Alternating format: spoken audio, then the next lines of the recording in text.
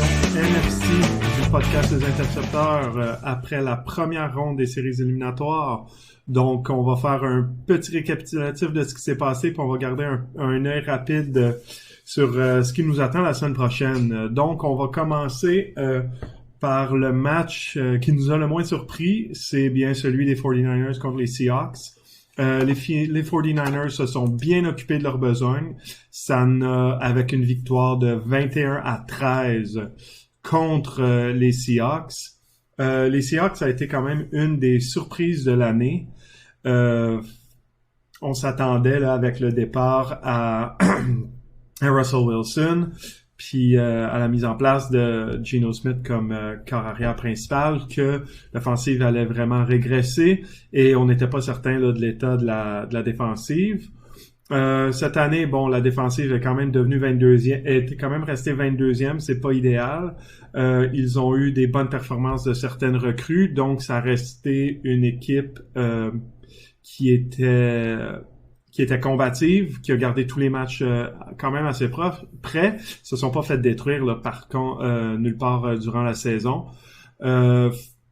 Ils ont quand même, c'est une équipe qui avait quand même donné 401 points cette année. Ils en ont compté 407 là, donc ils oscillaient autour du 500. Puis ça apparaît dans leur rendement de l'année. Ils ont fini quand même 9-8. Geno Smith a super bien commencé l'année. On s'entendait à une Geno Renaissance, mais plus la saison avançait, plus il régressait là, vers la moyenne. Et il est ce qu'il est. Il est ce qu'on pensait qu'il était, ce qui est un très bon game manager. Il lance pas beaucoup d'interceptions, il va pas faire des gros jeux explosifs. Il est chanceux, il a DK Metcalf qui est une rareté dans la NFL.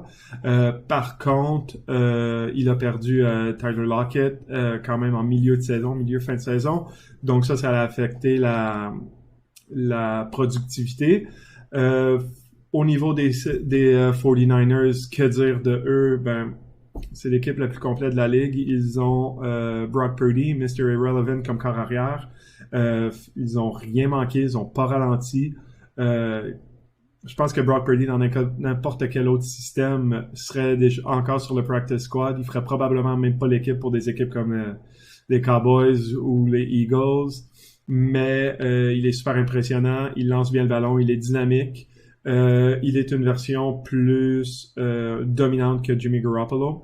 Il ne panique pas, il est capable il va pas lancer l'interception, va pas faire des mauvaises décisions, mais il est quand même capable d'aller chercher des jeux et de prendre des décisions on the fly quand la structure se défait que Jimmy Garoppolo est pas capable de faire. Donc je pense que tout le monde de la saison est ultra impressionné par lui. L'offensive par la course des 49ers est épique. Christian McCaffrey court comme si c'était une recrue. La défensive, c'est la meilleure de la ligue. Donc, c'est les préférés à gagner le Super Bowl. On va parler un petit peu après. Je vais aller ensuite vers la partie des Vikings contre les Giants. Ça a été peut-être la victoire la plus satisfaisante, ou on va l'appeler plus la défaite la plus satisfaisante de l'année, parce que les Vikings, c'est une équipe qui si on regarde toute leur structure, ne mérite pas le succès qu'elle a eu. Donc, elle a marqué 424 points, en a alloué 427. T'es pas supposé finir 13-4 avec ça. Ils avaient gagné 11 matchs par moins de 1 touché, et aujourd'hui, c'est la partie, c'est la première partie de la saison qu'ils perdent par un écart de moins de 7 points.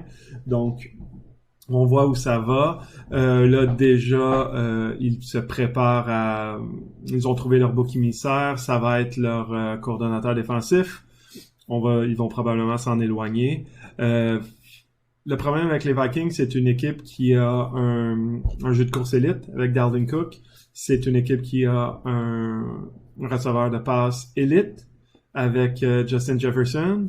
C'est par contre une équipe qui a Kirk Cousins, qui est extrêmement productif, mais décevant en même temps, parce que il est systématiquement incapable de relever les défis qui sont nécessaires lorsqu'une équipe aspire au Super Bowl. Donc, les Vikings ont perdu. Ils ont perdu contre les Giants. Une équipe des Giants qui a quand même très bien joué. Daniel Jones a couru pour 78 verges. Il l'a lancé pour 300 verges. C'est une des meilleures performances d'un corps arrière. C'est la première fois qu'un corps arrière fait ça dans les séries éliminatoires. Saquon Barkley, bon, il a couru pour 53 verges, une moyenne de 5.9, mais il a quand même marqué 2 touchés. Donc, il a été productif. Le jeu, ça, ce que ça dit dans le fond, c'est que ils ont utilisé le jeu par la course juste pour aller chercher des jeux, allonger des séries, garder la défensive des Vikings sur le terrain et la défensive de l'autre côté, la défensive des Giants était trop. La ligne défensive des Giants a étouffé les Vikings, a couru après Kirk Cousins toute la journée. Dexter Lawrence, leur joueur de défensive intérieure, a systématiquement passé à travers la ligne offensive des Vikings. Il a été un problème toute la partie. Donc, les Vikings, c'est fini. Les Giants, eux, ils vont revoir les Eagles, contre qui ils ont déjà joué 2 fois cette année. Les Eagles, ils vont revoir Jalen Hurts, qui est officiellement retiré de la liste des blessés pour la première fois depuis 3 semaines. Ou 4 semaines même. On ne sait pas à quel point Jalen Hurts va être en santé, à quel point il va être efficace. Tout ce qu'on sait, c'est que peu importe son état, il va probablement être plus efficace que Gardner Minshew, parce que avec Gardner Minshew, les Eagles étaient relativement productifs, mais on s'entend pour dire qu'ils sont entrés dans des séries de reculons. Ils ont perdu beaucoup de momentum. On espère que la semaine de congé va leur faire du bien. Sinon, avec A.J. Brown, Smith, avec Miles Sanders, avec Jalen Hurts, avec tous les joueurs de ligne défensive, tous les joueurs défensifs, toutes les armes défensives qu'ils ont, les Eagles, c'est une des équipes les plus dangereuses qu'il y a, peut-être après San Francisco puis Kansas City. Donc, je pense pas que les Giants ont une grande chance de gagner, mais ils vont peut-être réussir s'ils arrivent à faire des jeux d'impact tôt dans le match, ils vont réussir à gagner le momentum, puis ils vont peut-être rendre ça très difficile pour les Eagles. Je vais ensuite enchaîner sur la dernière partie que j'ai des séries de la semaine dernière. Ça a été celle des Buccaneers contre les Cowboys. Bon, il aurait fallu vivre en dessous d'une roche pour ne pas se rendre compte comment ça a fini. Donc, les Cowboys ont gagné 31-14. Une déconfiture totale pour Tom Brady, qui a eu à lancer le ballon 62 fois. D'ailleurs, Tom Brady, on s'entend pour dire juste la manière dont il se tenait, la manière dont il a fait son entrevue de fin de match avec les reporters. Il sonnait comme quelqu'un qui avait déjà le pied dans la porte. Les Buccaneers, ça a été l'histoire d'une équipe dysfonctionnelle.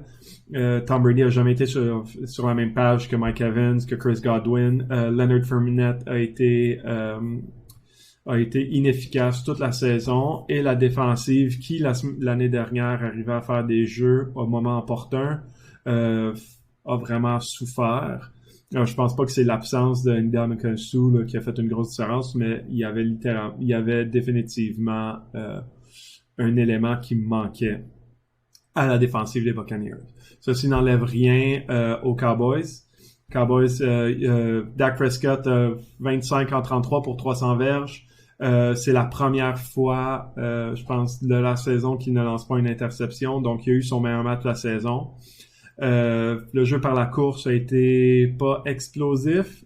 Par contre, ils ont fait ce qu'ils avaient besoin de faire. Je pense que Pollard a couru par à peu près 70 verges. Zeke Elliott pour 51 verges.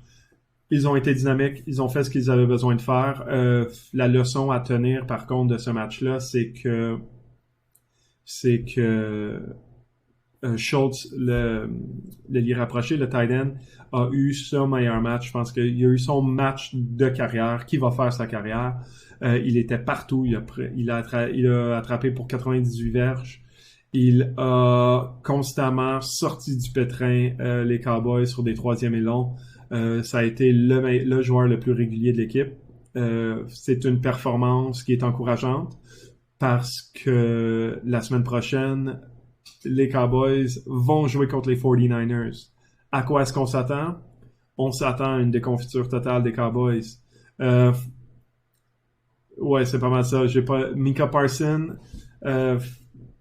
va avoir à faire des miracles avec Dexter Lawrence pour essayer de déranger Brock Purdy, et la ligne intérieure va avoir à contrôler le zone read des 49ers.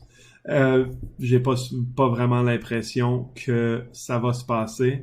Honnêtement, les 49ers, c'est une équipe qui est en ce moment imbattable. C'est plate, je suis un gros fan des Cowboys, mais j'ai pas l'impression qu'ils vont être capables de s'en passer, de passer à travers celle-là. Somme toute, ça va être une saison qui va avoir été encourageante pour les Cowboys. S'ils perdent la semaine prochaine, c'est pas parce qu'ils ont mal joué, mais ça va surtout être parce qu'ils vont avoir affronté un meilleur adversaire. Puis j'ai l'impression que le meilleur match qu'on va avoir de ces séries éliminatoires-là va être le match des 49ers contre les Philadelphie en finale de la conférence. Donc, ça, on s'en parle dans 2 semaines. Mais, somme toute, c'est tout pour aujourd'hui. Donc, on a passé à travers les matchs. On a parlé un peu de ce qui allait se passer. Je pense pas que je l'ai verbalisé assez, là, mais les Eagles, c'est pas mal. À moins là, qu'il y ait quelque chose, que Jalen Hurts joue à 70%, là, puis que la défensive joue sur les talons toute la journée. J'ai pas l'impression que les Giants vont représenter un défi de taille.